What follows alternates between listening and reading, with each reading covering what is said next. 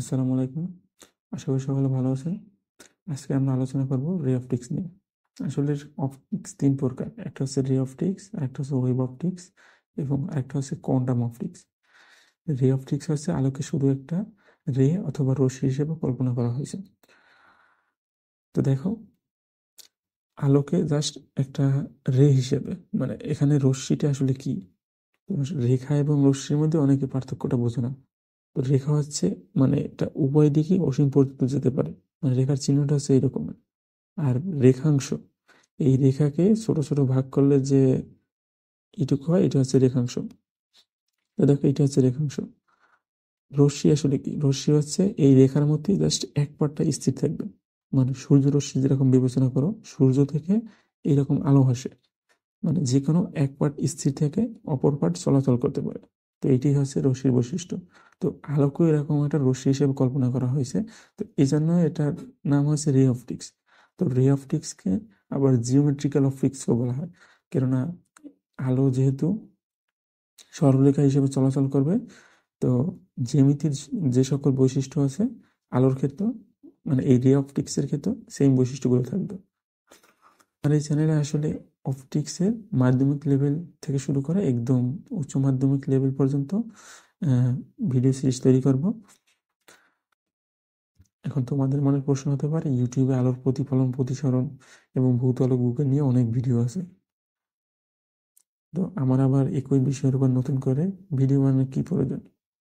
দেখো, আমার কাছে যেটা মনে হয়েছে যে ইউটিউবে যে বাংলা ভাষায় ভিডিওগুলো আছে এগুলো, যদিও এগুলো থেকে অনেক স্টুডেন্ট বুঝে থাকে, তো একদম যে সাধারণ স্টুডেন্ট আছে তাদের মনে কিন্তু অনেক কোশ্চেন থাকে।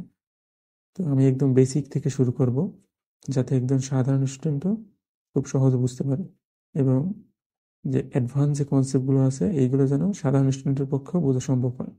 আশা করি শেখার মনোভাব নিয়ে এই কোর্সের শুরু থেকে শেষ পর্যন্ত থাকবে। প্রথমে আমরা আলোর প্রতিফলন থেকে শুরু করব। আলো প্রতিফলিত হয় কোথায় যাবে সেটা ব্যাখ্যা করার জন্য দুইটা সূত্র ব্যবহার করা হয়। একটা হচ্ছে প্রথম সূত্র, দ্বিতীয় সূত্র। প্রথম সূত্রটা আসলে এরকম হয়: আপাতিত রশ্মি, প্রতিফলিত রশ্মি, আপাতন বিন্দুতে প্রতিফলকের উপর অঙ্কিত অবিলম্ব একই সমতল থাকবে এবং আপাতন কোণ এবং প্রতিফলন কোণ পরস্পর সমান। তো আসলে প্রথম সূত্র থেকে আমরা কি বুঝি এবং আপাতন বিন্দুতে অঙ্কিত অবিলম্বটাই বা আসলে কি? দেখো, প্রথম সূত্র থেকে আমরা যেটা জানি যে ধরো এই একটা সারফেস আছে, এখানে সারফেসটা কিন্তু অবশ্যই রিফ্লেক্টিং সারফেস হতে হবে। ধরো যে এটা কাঠের উপর একটা আলো আপাতিত করলে সেক্ষেত্রে কি হবে? ওই আলোর ইন্টেন্সিটি যদি খুব কম হয় সেক্ষেত্রে কিন্তু আলো প্রতিফলিত হওয়ার সম্ভাবনা খুব কম, মানে প্রতিফলিত হলেও সেটা দেখা যাবে না। সেক্ষেত্রে যেটা হতে হবে, অবশ্যই রিফ্লেক্টিং সারফেস হতে হবে, যেমন পানি অথবা গ্লাস। ধরো এটা সেই সারফেস, এখন এই সারফেসের উপর একটা আপাতিত হলো, তো যখন আপাতিত হবে তখন এটা কোথায় যাবে? তো এইটা ব্যাখ্যা করার জন্যই দুইটা সূত্র ব্যবহার করা হয়। দেখো, এখন তো এটা এই দিকেও যেতে পারে, আবার এই দিকে যেতে পারে, আবার এই দিকে যেতে পারে। তো দেখো, এটা ব্যাখ্যা করার জন্য প্রথম যে সূত্র আছে যে আপাতিত রশ্মি, তো এই হচ্ছে আপাতিত রশ্মি, আপাতন বিন্দু, অঙ্কিত অবিলম্ব। তো এই বিষয়টাকে মাথায় রাখতে হবে। অঙ্কিত অবিলম্বটা আসলে কি? এটা কিন্তু আমরা সমতল যে সারফেস আছে এই সারফেসের ক্ষেত্রে কিন্তু আমরা সহজেই ব্যাখ্যা করতে পারি। অঙ্কিত অবিলম্ব আছে মানে যেই বিন্দু অঙ্কিত অবিলম্ব হবে ওই বিন্দুতে এই যে সারফেস আছে, এই যে সারফেসটা, এই সারফেসের উপর অঙ্কিত লম্ব। তো অবশ্যই এই যে সারফেসের উপর এইরকম লম্ব হবে। যদি এখানে সারফেসটা যদি এইরকম হয় তাহলে এখানে কিন্তু আলোক রশ্মি যেভাবে আপাতিত হচ্ছে, ধরো আলোক রশ্মি এইভাবে আপাতিত হলো, এটার উপর কিন্তু অবিলম্ব নির্ভর করবে না। অবিলম্ব নির্ভর করবে ওই তলের উপর এবং যেই বিন্দুতে আপাতিত হচ্ছে তার উপর। ধরো এইরকম আপাতিত হলো, আবার একই বিন্দুতে ঠিক এইরকম আপাতিত হলো। এবার দেখো, অবিলম্ব কিন্তু এই দুইটার উপর, এই যে মানে যেভাবে আপাতিত হয়েছে সেটার উপর নির্ভর করবে না। এটা নির্ভর করবে এই যে বিন্দুটা আছে, এই বিন্দু এবং এই যে সারফেসটা যেরকম আছে ওইটার উপর নির্ভর করবে। তো তারপর এখন কি হবে? দেখো যে এই যে বিন্দু আছে, এই বিন্দুতে এই যে সারফেস আছে, এই সারফেসের সাপেক্ষে লম্ব আঁকতে হবে। ধরো এই লম্বটা যদি এইরকম হয় তো সেক্ষেত্রে অবিলম্ব এটা হবে। তারপর একটা জিনিস দেখো, বৃত্তাকার যদি হয়, ধরো এই বৃত্ত আছে সারফেসটা, তাহলে কি হবে?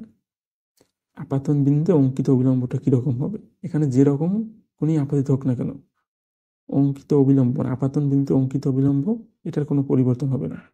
ধরো যে এই এই একটা বিন্দুতে আমি অন্য কালার দিয়ে দেখেছি, এই একটা বিন্দুতে বিভিন্ন ধরনের আলোক রশ্মি এসে আপতিত হবে।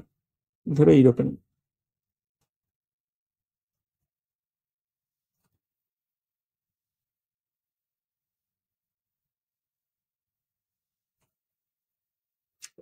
আসলে দেখো, এবার যে অবিলম্ব আছে, অবিলম্বের উপর কিন্তু এর কোনো প্রভাব নেই। অবিলম্ব হচ্ছে একটা, যেহেতু একটা বিন্দুতে আপতিত হয়েছে, তার মানে অবিলম্ব হবে একটা। তো অবিলম্বটা কিরকম হবে? এখানে দুইটার বিষয় মাথায় রাখতে হবে, যে আপাতিত হবে যেই বিন্দুতে, এই বিন্দুতে একটা স্পর্শক আঁকতে হবে। তো স্পর্শকটা আসলে কি? এখানে সম্ভবত অনেকেই জানো, স্পর্শকটা হচ্ছে কোনো বৃত্ত বা কোনো বক্রাকার যে সারফেস আছে, এখানে জাস্ট স্পর্শ করে যাবে এমন একটা সরল রেখা। তো স্পর্শক কিন্তু একটা সরল রেখা।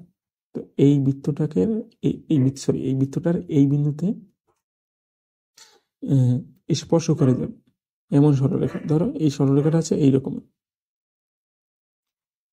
এরপর দেখো যে এই বিন্দুতে স্পর্শকের উপর লম্ব আঁকতে হবে। স্পর্শক আছে এইটা। ধরো এবার এই যে সরলরেখা আছে এইটার উপর একটা লম্ব আঁকতে হবে। এই লম্বটা হচ্ছে এইরকম।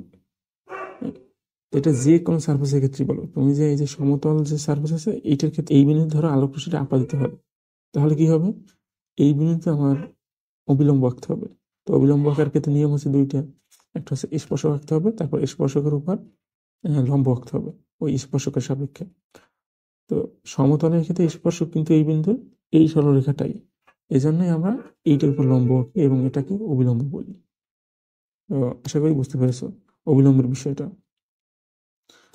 তো এরপর যে বিষয়টা হবে, যে অঙ্কিত অবিলম্ব এবং প্রতিফলিত রশ্মি এরা একই সমতল অবস্থান করবে।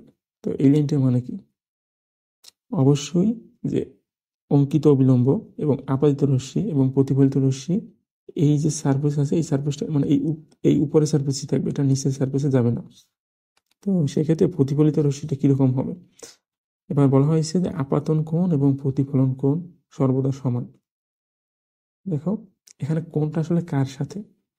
এই যে সারফেসের সাথে, নাকি এই যে অবিলম্বের সাথে? এখানে একটা বিষয় খেয়াল করতে হবে, যে যদি রিফ্লেক্টিং সারফেসটা যদি সমতল হয় তাহলে তুমি যে কোনোটার সাথে কোণ নিতে পারো।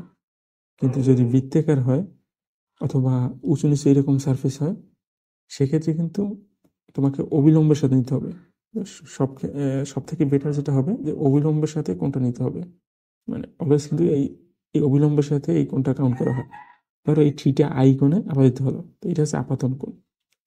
এবার বলা হয়েছে আপাতন কোণ এবং প্রতিফলন কোণ সর্বদা সমান। প্রতিফলন কোণ অবশ্যই অবিলম্বের সাথে হবে, যেহেতু একই সমতলে থাকবে, মানে এই দিক যাবে না। সেক্ষেত্রে এই সমতলে থাকলে এবং এইটার সাথে সমান কোণ উৎপন্ন করলে এই থিটা আর। এখন অবশ্যই বুঝতে পেরেছো যে থিটা আই ইকুয়াল থিটা আর, এবং এটা কোথায় থাকবে।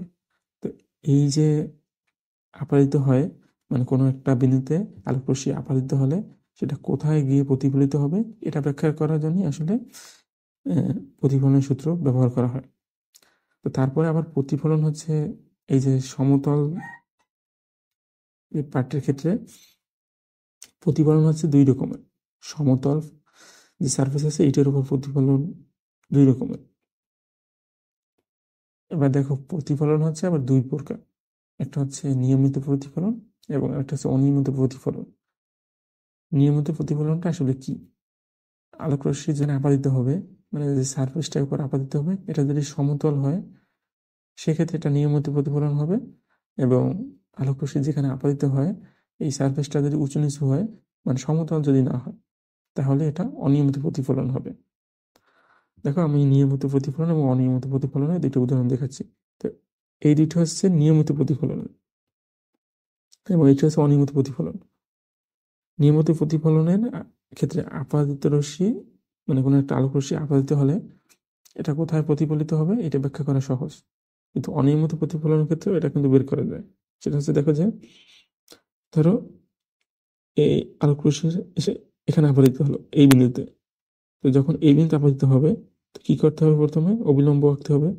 অবিলম্ব আঁকার জন্য প্রথমে যেটা করতে হবে, এই বিন্দু একটা স্পর্শক আঁকতে হবে, মানে এই যে কার্ভ আছে এই কার্ভের এই বিন্দুটা আঁকার জন্য একেবারে স্পর্শ করে এরকম একটা সরলরেখা। তো তারপরে এই যে সরলরেখা আছে এইটার উপর লম্ব আঁকতে হবে। তো এটার উপর লম্ব হচ্ছে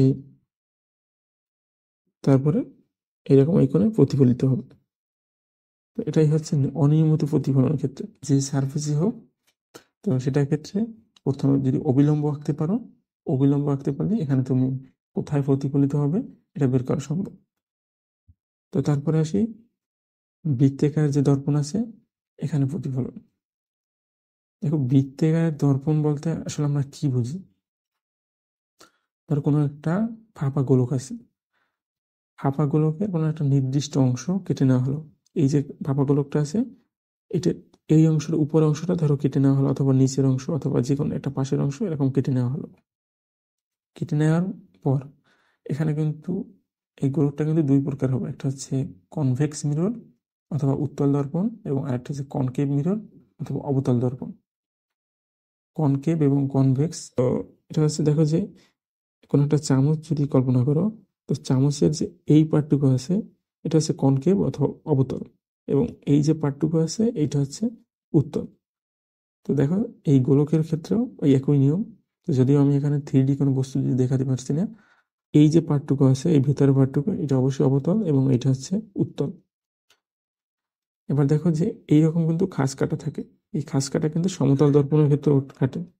সমতল মানে হচ্ছে তলের উপর যদি তুমি বিন্দু স্থাপন করো অনেকগুলো, সবগুলো বিন্দুই যেন একই সরলরেখার উপর থাকে, এটাকে সমতল বলা হয়। তো এই যে খাস কাটা দ্বারা আসলে কি বোঝায়, মানে এই সমতল দর্পণের ক্ষেত্রে খাস কাটা থাকে, এইগুলোর ক্ষেত্রে এরকম খাস কাটা থাকে। এই খাস কাটা দ্বারা আসলে কি বোঝায়, মানে আলোক রশ্মি যদি এইখানে আপাতিত হয় তাহলে কিন্তু কোনো প্রতিবিম্ব আমরা দেখতে পাবো না। কিন্তু আলোক রশ্মি যদি এইখানে আপাতিত হয়, মানে যেই পার্টে খাস কাটা না থাকবে এই পার্টে যদি আপাতিত হয় তাহলে এখান থেকে আমরা প্রতিফলিত রশ্মি দেখতে পাবো। তো এখানে এই খাস কাটা দ্বারা বোঝানো হয় মানে এই পার্টটুকু আছে বদ্ধ, যেমন গ্লাসের ক্ষেত্রে মানে আমরা যে আয়নাগুলো ব্যবহার করি আয়নাগুলোতে কিন্তু এক পার্টে কিছুই দেখা যায় না, আর এক পার্ট কিন্তু আমরা প্রতিবিম্ব দেখতে পারি। তো যেই পার্টে হচ্ছে ধরো যে কোনো প্লাস্টিক অথবা কোনো কাঠ দেওয়া থাকে ওই পার্টটা হচ্ছে এই খাস কাটা পার্ট, এবং যেই পার্টটা হচ্ছে আমরা প্রতিবিম্ব দেখতে পারি এটাই হচ্ছে এই যে পার্টটুকু আছে এই পার্টটুকু হচ্ছে আমরা যেখানে প্রতিবিম্ব দেখতে পারবো। তো কনকেভ মিরর এবং কনভেক্স মিরর, তো এই বিষয়গুলো মনে রাখবে যে কোনটা কনভেক্স মিরর এবং কোনটা কনকেভ মিরর।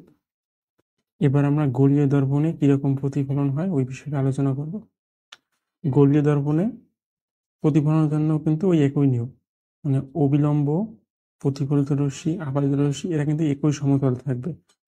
এখানে একটা বিষয় দেখো যে গোলীয় দর্পণের ক্ষেত্রে কি হয়েছে, আপাতিত রশ্মি প্রতিফলিত রশ্মি, দেখো যে এই আপাতিত রশ্মি প্রতিফলিত রশ্মি এবং এই অবিলম্ব এটা কিন্তু একই সমতলে আছে, মানে আয়নার যে এই সাইড আছে মানে গলির যে দর্পণ আছে এইটা কিন্তু এই সাইডে যায়নি।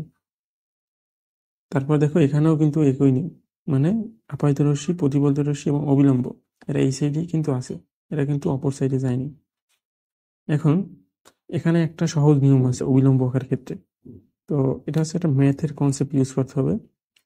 ম্যাথের ক্ষেত্রে আমরা কি জানি, সেই উপপাদ্যটা হচ্ছে এইরকমের, ধরো একটা বৃত্ত আছে, তো এই বৃত্তের যে কোনো একটা বিন্দু, এই বিন্দুতে একটা স্পর্শক যদি আমরা আঁকি, ধরো এই বৃত্তটার কেন্দ্র হচ্ছে এই বিন্দু, এই কেন্দ্র থেকে যখন এই বিন্দুতে আমরা সংযোজক সরলরেখা আঁকবো তখন কি হবে, এখানে ওই উপপাদ্যটি হচ্ছে এইরকম যে এই যে সরলরেখা আছে এবং এই কেন্দ্র থেকে এই বিন্দুতে সংযোজক সরলরেখা এই রেখা এবং এই রেখা পরস্পর 90 ডিগ্রি হবে। তো এটা হচ্ছে এই উপপাদ্যটা। দেখো স্পর্শক যেটা আছে স্পর্শকের সাথে কোনো একটা বিন্দুতে ওই বিন্দু থেকে এবং যে বৃত্তের কেন্দ্র আছে এই বিন্দু সংযোজক সরলরেখা সবসময় 90 ডিগ্রি হবে।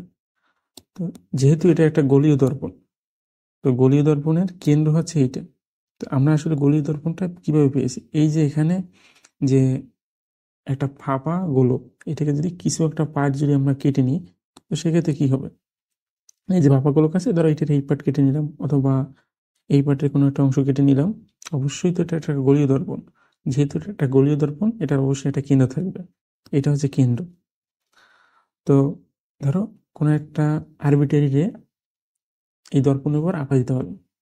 এখন অবিলম্ব অবশ্যই কিন্তু আমি আগেই বলেছি সারফেস এবং যে সারফেসে আপাদিত হবে এবং যে বিন্দু আপাদিত হবে সেটার উপর নির্ভর করবে। তো এখানে যেহেতু গোলীয় দর্পণ, তো গোলীয় দর্পণের ক্ষেত্রে কিন্তু প্রত্যেকটা বিন্দুতেই যে অবিলম্ব, এটা কিন্তু আমি আগেই বলেছি সেটা হচ্ছে কেন্দ্র থেকে জাস্ট ওই বিন্দুতে একটা সংযুক্ত সরলরেখা যদি এখানে আপাদিত হতো আলোক রশ্মিটা, যেহেতু এবার এই যে লাল রশ্মিটা আপাদিত হলো এই বিন্দুতে, তো এবার অবিলম্ব আঁকার ক্ষেত্রে কি করতে হবে, এই যে বিন্দু আছে এই বিন্দু থেকে যে কেন্দ্র আছে, এই যে দর্পণটার কেন্দ্র এটা কিন্তু একটাই থাকবে, যেহেতু গোলীয় দর্পণ এটার কেন্দ্র একটাই থাকবে। তো এটা একটা সংযোজক সরলরেখা আঁকতে হবে, তাহলে আমরা অবিলম্ব পাবো। এবার যেহেতু আমরা অবিলম্ব পেয়ে গেছি, এবার আমাদের কি করতে হবে, প্রতিফলিত রশ্মি আঁকতে হবে। তো যেহেতু থিটা আই ইকুয়াল থিটা, যদি এইটার সাথে থিটা আই কোণ উৎপন্ন করে, এটার সাথে থিটা আই মানে একই কোণ, মানে এটার সাথে যদি 10 ডিগ্রি উৎপন্ন করে এটার সাথেও 10 ডিগ্রি উৎপন্ন করবে সে। তো এটাই হচ্ছে নিয়ম।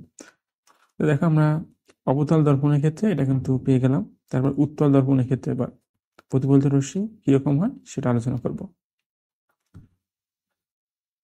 উত্তল দর্পণের ক্ষেত্রে দেখো যে এই যে গোলীয় যে অংশটুকু এটা কিন্তু গ্লাসের ভিতরে থাকে, মানে এই পাশটা কিন্তু বদ্ধ, আমরা কিন্তু সবসময় এই পাশে প্রতিবিম্ব দেখতে পাই। তো সেক্ষেত্রে কি হয়, এখানে বক্রতার যে কেন্দ্র, এই কেন্দ্র কিন্তু এই বিন্দুতে হবে। তো এখানে আসলে নিয়মটা কি, ধরো এই যে রশ্মিটা আপাদিত হলো, আপাদিত হওয়ার পরে এই বিন্দুতে আপাদিত হলো, তো এবার আমরা অবিলম্ব কিভাবে আঁকবো। অবিলম্ব আঁকার নিয়মটা হচ্ছে কেন্দ্র যেখানেই থাক, তো ওই কেন্দ্র থেকে আমাদের একটা সংযোগ সরলরেখা ওই বিন্দু পর্যন্ত আঁকতে হবে। তো এইটা হচ্ছে সেই সংযোগ সরলরেখা। তো এখানে ডটেড লাইন দেওয়ার কারণটা হচ্ছে এই পার্টটুকু কিন্তু বদ্ধ, মানে এই পার্টটুকু কিন্তু আমরা দেখতে পারি না, মানে এটা জাস্ট আমরা এজিউম করি, এই জন্য আমরা ডটেড লাইন দিই। তো এই পর্যন্ত একটা সংযোগ সরলরেখা, তো এটাকে যদি আমরা বর্ধিত করে দিই এই পাশে, তো যদি এই পাশটি ডটেড হবে না, তো এইটা যদি আমরা বর্ধিত করে দিই তাহলে আমরা কি পাই, এই একটা কোণ পাই, এটা হচ্ছে আপাতন কোণ। তো তারপর প্রতিফলন কোণ এমনিতেই পাবো, সেটা হচ্ছে এই অবিলম্বের সাথে যেহেতু একই সমতল থাকবে, মানে এই পাশটুকুই থাকবে, সেক্ষেত্রে এখানে এটা চলে যাবে। সো এখানে এইটা হবে থিটার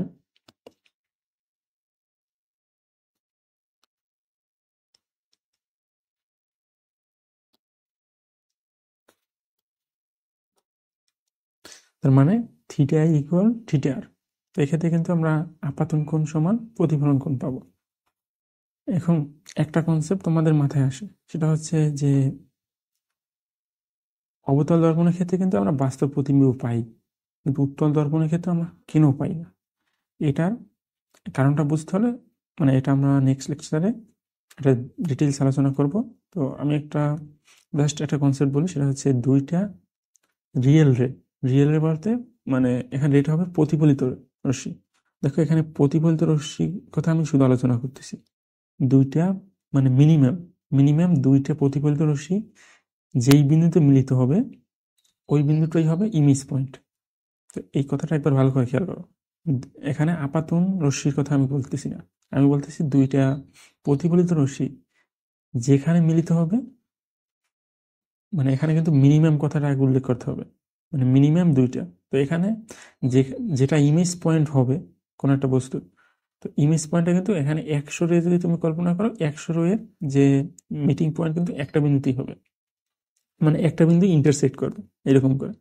তো সেক্ষেত্রে এখানে আমরা এখানে দুইটা রে নিয়ে কল্পনা করব, তো দুইটা রিয়েল যে প্রতিফলিত রে। এক্ষেত্রে দেখো যে এইখানে কিন্তু আমরা এই অবতল দর্পণের ক্ষেত্রে কি পাই, দেখা যায় অবতল দর্পণের ক্ষেত্রে এইটা হচ্ছে আপাদিত, এইটা হচ্ছে প্রতিফলিত। এখন আমরা আর একটা আপাদিত রশ্মি নেব, তাহলে কিন্তু দুইটা প্রতিফলিত রশ্মি পাবো। আপাদিত রশ্মি দুইটা পেতে হলে ধরো একটা প্রধান অক্ষের সমান্তরাল। তো দেখো এই যে গোলীয় দর্পণের ক্ষেত্রে এইটা হচ্ছে প্রধান অক্ষ, এই যে সিপি যে বাহুটা আছে এটা হচ্ছে প্রধান অক্ষ। এম হচ্ছে যে কোনো একটা বিন্দু, ধরো এখানে যদি এইখানে আপাদিত হতো তাহলে এটার নাম এম হতো অথবা এন হতো, মানে তুমি যেটাই দাও। এখানে দেখা যায় এইটা হচ্ছে প্রধান অক্ষ, প্রধান অক্ষ বরাবর ধরো একটা আলোক রশ্মি আপাতিত হলো।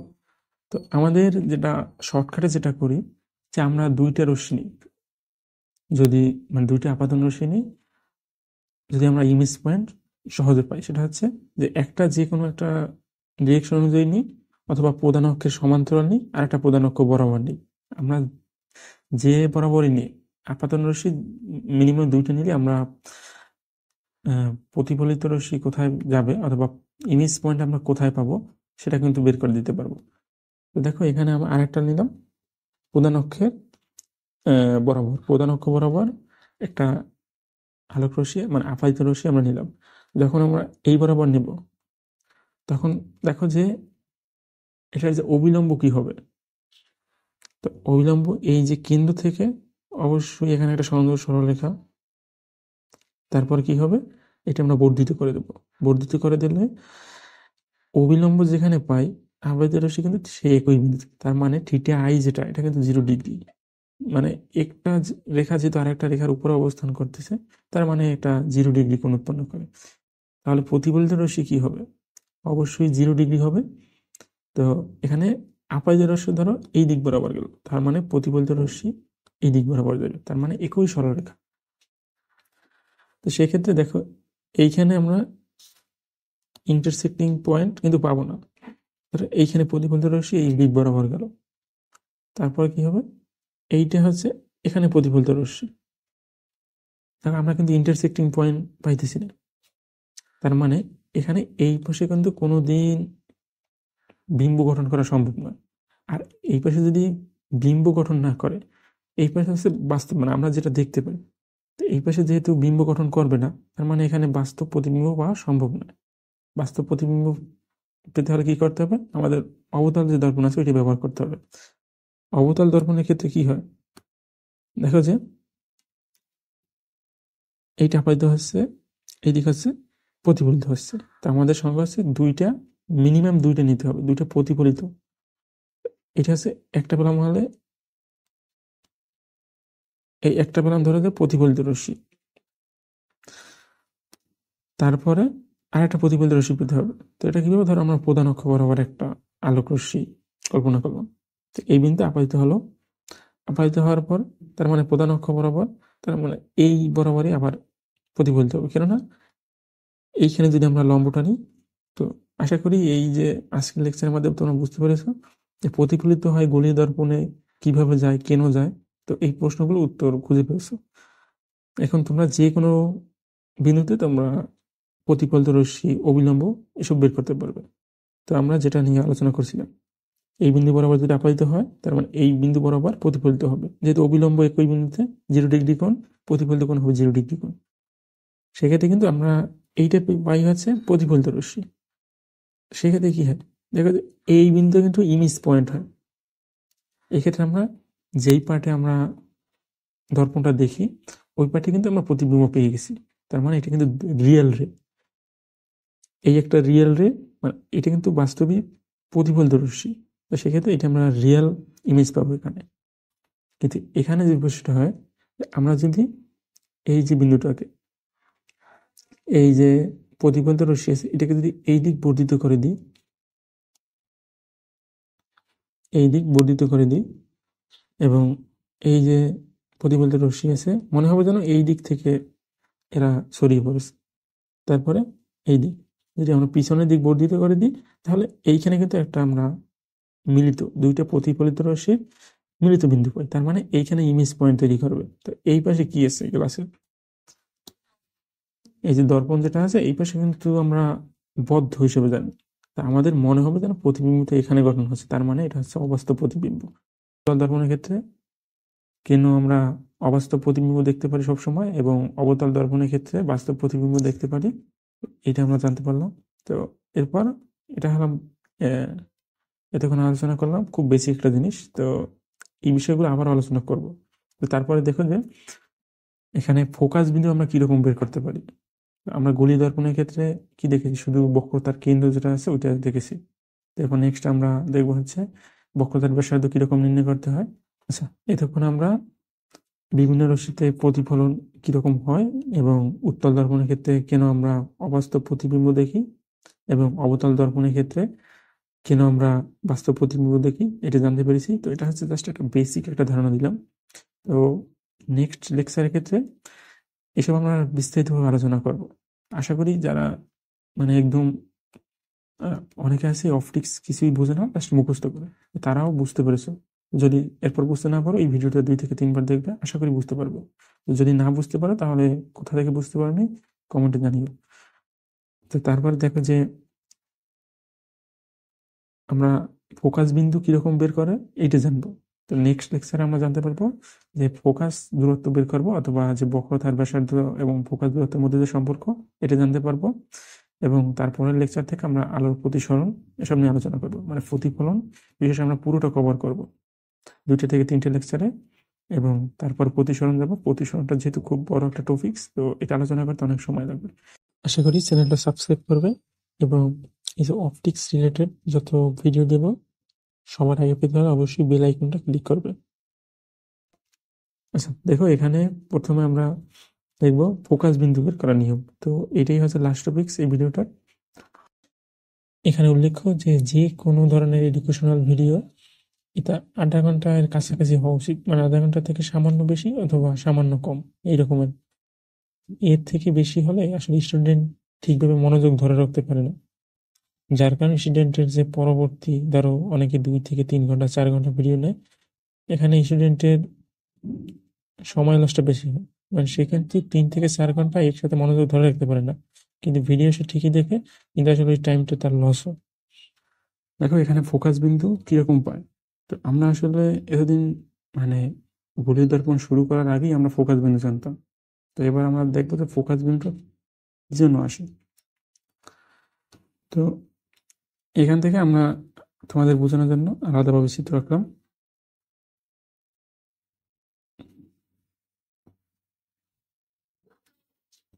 আমরা তো আপাতিত রশ্মি এমন ভাবে নিয়েছি, এগুলো এলোমেলো ভাবে এরকম নিতাম, এরকম। ফোকাস বিন্দু পেতে হলে তো এটার নাম কিন্তু আগেই ফোকাস বিন্দু হয়নি। এটা নামকরণ করার কারণটা হচ্ছে নেক্সটে বুঝতে পারবে। এটা কিন্তু আগেই ফোকাস বিন্দু নামকরণ হয়নি, এটা কিছু স্পেশাল কেস আছে। যেমন ধরো যে প্রধান অক্ষের আপাতিত রশ্মিটা প্রধান অক্ষের সমান্তরাল রশ্মি হতে হবে। এই যে আপাতিত রশ্মি আমরা কিন্তু এই দিক বরাবর নিতে পারবো না, মানে এখানে যে প্রধান অক্ষ যেটা আছে এইটা একেবারে সমান্তরাল নিতে হবে। ধরো আমরা 3টে নিলাম, এটা যেহেতু আমি হাত দিয়ে আঁকছি, যদি তোমরা জ্যামিতি বক্স দিয়ে আঁকো আশা করি ফোকাস বিন্দু আরো স্পেসিফিক ভাবে তোমরা শনাক্ত করতে পারবে।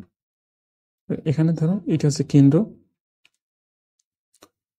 তো তারপরে আমরা এখান থেকে অবিলম্ব ভাববো, যেহেতু এই বিন্দুতে এই বিন্দুতে এই বিন্দুতে এই 3টে বিন্দু আপাতিত হবে, সেক্ষেত্রে অবিলম্ব আমরা প্রতিফলিত রশ্মি আঁকবো, মানে যেহেতু সমান কোণ উৎপন্ন করবে। আচ্ছা দেখো এখানে 3টেই কিন্তু প্রধান অক্ষের সমান্তরাল সরলরেখা, মানে আমার আঁকা যেহেতু একটু হাত দিয়ে আঁকতেছি, তো তোমরা যদি জ্যামিতি বক্স দিয়ে আঁকো তাহলে এই বিষয়টা আরো ভালো করে বুঝতে পারবে।